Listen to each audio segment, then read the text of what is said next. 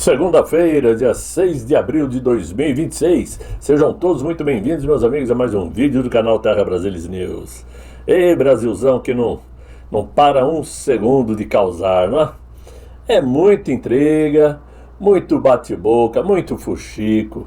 Uma hora é porque o Neymar falou algo, né? Sobre a intimidade feminina. Aliás, cuidado, hein? Ninguém mais pode dizer que vai puxar o saco ou deixar de puxar o saco, porque senão vira misoginia. Olha só que absurdo. Outra hora é porque o Nicolas e o Eduardo estão batendo boca, estão brigando. Ou seja, o nosso Brasil não para de causar. É um absurdo. E aí é onde nós paramos para pensar o seguinte: até que ponto somos realmente bem representados? Ou até que ponto temos sim chance de mudar de forma natural, honesta, dentro das regras, o que acontece no Brasil? Porque cada dia, como eu falo, cada dia que passa é uma surpresa a mais. E aí, é aquele tal negócio. A política ela tem uma lógica que é implacável. Quando aqueles que deveriam liderar começam a disputar entre si, alguém de fora, né, muitas vezes menos preparado, acabam ocupando o espaço deixado. Enquanto dois do mesmo lado ficam se digladiando, vem um de fora e toma o lugar. E foi exatamente isso que começou a se desenhar quando figuras centrais da nossa direita passaram a trocar ataques públicos, como esse episódio lamentável, a meu ver, entre Eduardo Bolsonaro e Nicolas Ferreira. E eu, antes de dizer quem eu considero o certo da história, vou dizer que os dois erraram. Porque eu já cansei de falar, e o próprio Flávio Bolsonaro falou em vídeo que roupa suja se lava em casa. Não é possível trazer esses debates, essas intrigas, esse diz que diz, para que a esquerda se aproveite e tire vantagem. O que deveria ser um campo de alinhamento estratégico virou palco de ironias, risadas digitais, provocações dignas de comentários de redes sociais, influenciadores metendo pitaco, dando palpites, como se fossem legisladores. E o que ficou no final da história é o famoso kkkk do Nicolas em seu post, substituindo aí qualquer traço de maturidade política. Vocês sabem, quem me acompanha há mais tempo, que sempre digo que o Nicolas tem um potencial muito grande na política brasileira, tem capacidade de comunicação, é inteligente, é jovem, por isso tem futuro. Mas já cansei de deixar claro que não concordo com a forma como ele administra a sua função de deputado federal. Não concordo. Ele se apresenta muito mais como influenciador de rede social do que como deputado federal. E nesse ponto, há muito tempo eu venho alertando para essa falta de maturidade da direita brasileira, num todo. Eu não vou entrar no debate mostrando os pontos que são favoráveis a um lado ou ao outro, né? Os pontos de desgaste público entre os dois. Mas vou sim dizer que o Eduardo Bolsonaro, nesse caso, está com a razão. Porque não é a primeira vez que o Nicolas Ferreira dá palanque para perfis que falam mal ou já falaram mal de Jair Bolsonaro.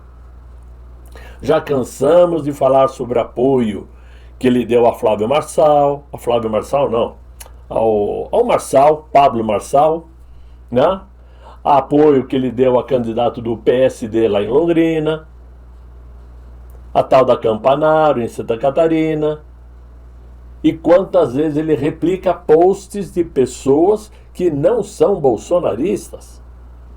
Então, para alguém que levanta uma bandeira, se diz bolsonarista e conta com o voto bolsonarista, ele deveria ter mais cautela, muito mais cuidado. E outro detalhe, parece que as pessoas se esquecem que o Eduardo Bolsonaro foi para os Estados Unidos, claro, sabendo que estaria prestes a receber voz de prisão. Ele ia perder seu passaporte. Foi quando ele decidiu ir embora e largou tudo para trás. Tem muitas pessoas que falam, ele está vivendo no bem bom. Parem para pensar. Ele abandonou um cargo de deputado federal. Não é pouca coisa. Abandonou sua família, principalmente seu pai. E começou uma luta árdua, difícil e importantíssima lá nos Estados Unidos, levando os problemas brasileiros para dentro da Casa Branca. E o Nicolas, o que fez nesse tempo? Fez a caminhada, que eu achei louvável, independente ao fato de que quem ganhou muito mais com isso foi ele mesmo. Mas foi louvável no sentido de repente, despertar o povo brasileiro para uma marcha nacional, que infelizmente ficou só por aquilo mesmo. Aí não é só culpa do Nicolas. Mas de resto, nada mais ele fez. Então esse tipo de comportamento não é apenas um detalhe superficial. Ele revela algo mais profundo, a incapacidade de um grupo que chegou forte ao cenário nacional, né, de conseguir carregar a bandeira hasteada por Jair Messias Bolsonaro. Esse grupo está com muita dificuldade para manter o legado de Jair Bolsonaro. Quem carrega mesmo essa bandeira são os filhos de Jair Bolsonaro. E esse grupo também não consegue manter uma coesão quando o protagonismo entra em disputa. Porque no fundo não se trata apenas de ideias, trata-se de influência e herança política.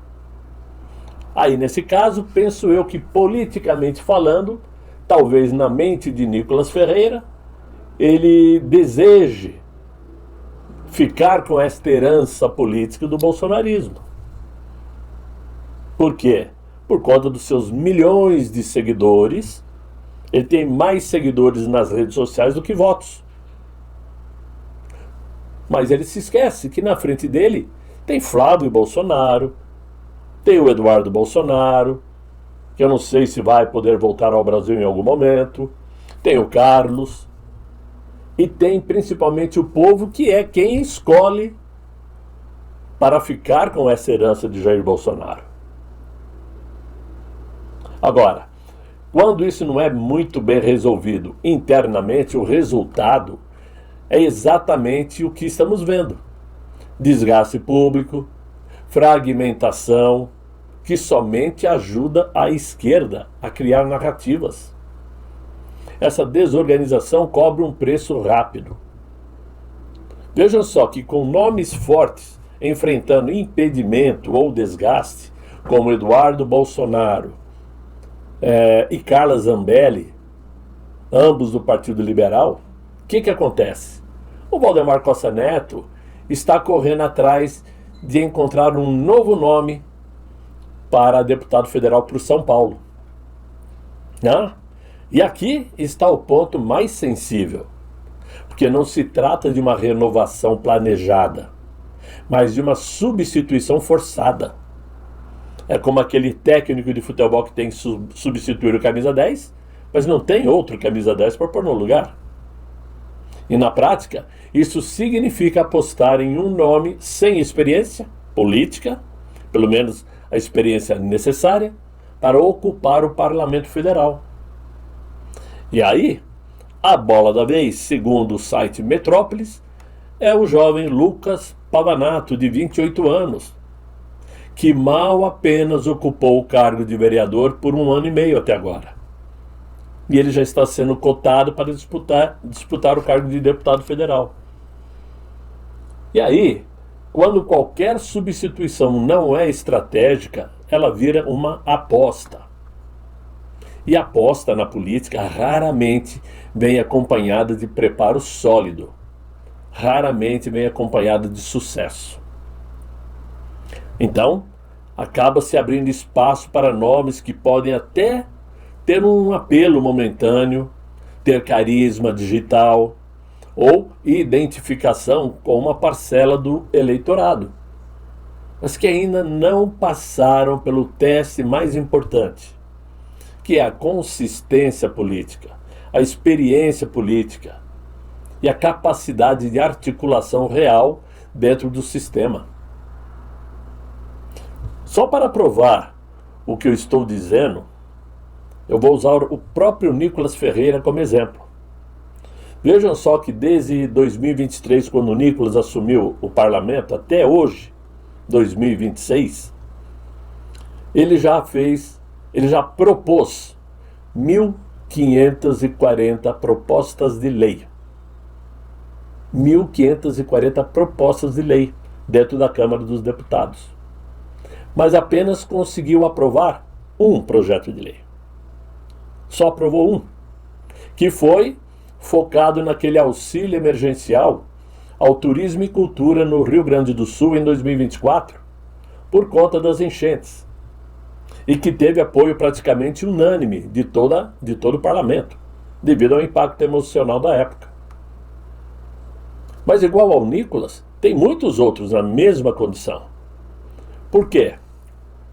Se ele apresentou 1.540 propostas de lei, todas, na visão dele, importantes ou interessantes, favoráveis à população brasileira, isso foi pouco para fazer avançar o projeto. Por quê? Porque falta saber fazer a chamada articulação política. A articulação política você tem que fechar os olhos e fazer.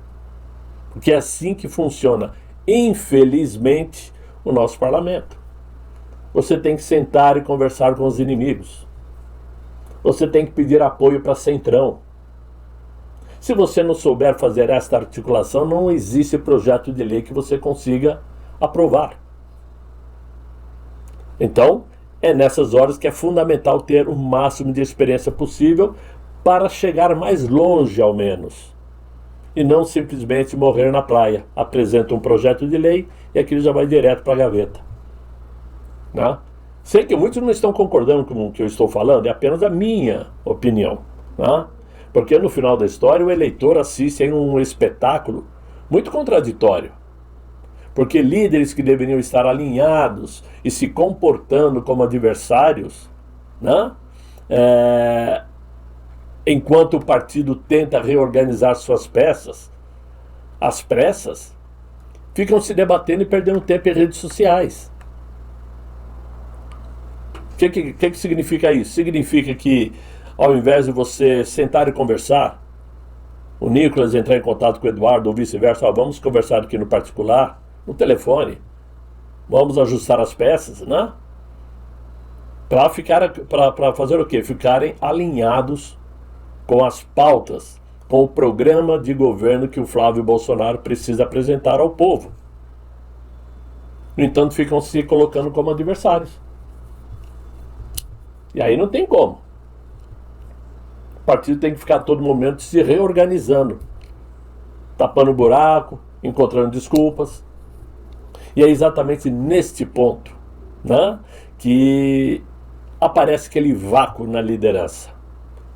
Nesse vácuo de liderança, o que acontece? Surgem os novatos voadores, aqueles que caem de paraquedas, sobem rápido demais, sem uma base sólida, impulsionados não por mérito consolidado, mas pela ausência de alternativas melhores naquele momento. Por isso nós vemos tantos parlamentares ineficientes, inadequados, né, ocupando cadeiras importantíssimas. É onde surgem os tiriricas da vida, os romários da vida, os cleitinhos da vida. Por quê? Vácuo político que foi deixado.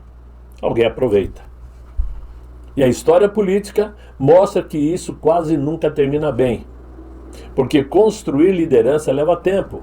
Mas ocupar espaço vazio depende apenas de oportunidade. E quando a oportunidade nasce de conflito interno, o risco não é apenas perder força, é perder direção. Por isso que o Flávio Bolsonaro fez o vídeo que ele fez, mais uma vez pedindo união, né? Pedindo foco ao que realmente interessa, que é retirar o PT do poder. Aliás, temos muito o que retirar do centro do poder, porque quando você começa a juntar as peças desse quebra-cabeça chamado sistema político, a sensação que fica não é de surpresa, e sim de confirmação. Vejam só o caso do Banco Central que foi anunciado hoje. O Banco Central decidiu impor um conveniente sigilo de 8 anos sobre os documentos relacionados à liquidação do Banco Master. Por quê? Sabem qual foi o argumento? Preservar a estabilidade financeira. Isso é muito curioso, porque historicamente, quando algo precisa ser escondido por quase uma década, em nome de um suposto interesse público, é porque o interesse de alguém muito bem posicionado está sendo protegido. A estabilidade que se quer preservar não parece ser a do sistema, mas a de certas narrativas que não podem ser expostas, sob o risco de desmontar o castelo de cartas.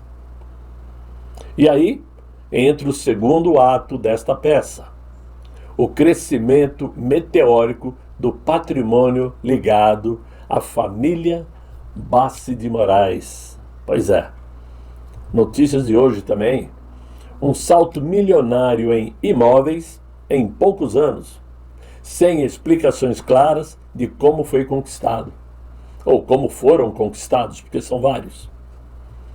O silêncio ensurdecedor em torno das cifras, que são muito expressivas, é no mínimo um espetáculo à parte. Porque no Brasil parece que quanto mais poder alguém concentra, menos precisa explicar.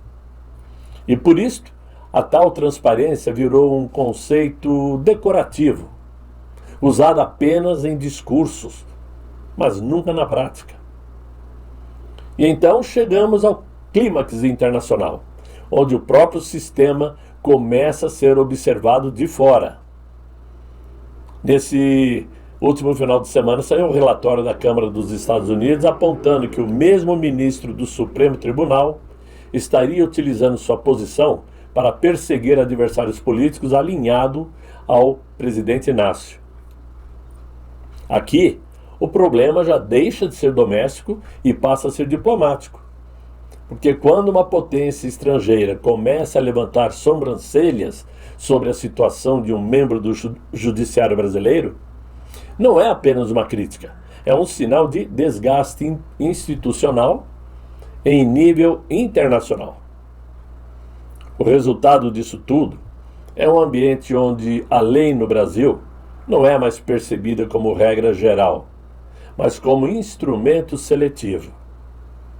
Onde o sigilo protege mais do que a transparência, né, revela tudo isto. A lei só funciona para alguns, é seletivo. E onde figuras públicas acumulam poder e patrimônio sob uma camada quase impenetrável de institucionalidade, como se a própria estrutura do Estado tivesse sido desenhada para blindar e não para fiscalizar, isto fica mais evidente, que a lei funciona para alguns, não para todos. No fim das contas, não é que o sistema esteja falhando. Ele está funcionando exatamente como foi moldado para funcionar. Protegendo os de dentro, confundindo os de fora e mantendo a aparência de normalidade, enquanto as engrenagens reais operam bem longe dos olhos de quem deveria de fato ter o controle, ou seja, o cidadão. Por isso que todos olham e falam, o Brasil está indo bem. Os números mostram que diminuiu o desemprego, a inflação caiu. Por quê? Porque tudo isso é fantasiado, moldado de uma forma a se apresentar como fato real. A imprensa ajuda a divulgar números mentirosos e os mais desavisados compram a ideia, acreditam. Sendo que no fundo, é tudo ao contrário. Tá? Infelizmente é assim que funciona no Brasil. Mas enquanto isso, e mudando de assunto, vamos falar aqui de um assunto que está realmente cada vez mais difícil de atenuar. Porque o mundo voltou a aprender a respiração hoje. E dessa vez não é um exagero. Porque a escalada entre os Estados Unidos e o Irã já não pode mais ser tratada como retórica diplomática comum. O que se vê agora é uma sequência de eventos que, em ordem cronológica, desenham aí um cenário clássico de pré-conflito com potencial real de impacto geral, global. É o que está se apresentando. Chegou uma proposta de paz enviada tanto aos Estados Unidos como ao Irã, preparada pelos europeus, mas que foi de imediato rechaçada pelo Irã. E essa proposta pedia ao menos 20 dias de espera para tentar encontrar uma saída pacífica para a situação, principalmente no Estreito de Hormuz. A proposta era, sim, a última tentativa de colocar racionalidade em um tabuleiro que já vem sendo inflamado por troca de ameaças e com riscos diretos de os Estados Unidos tomarem uma decisão definitiva contra o Irã.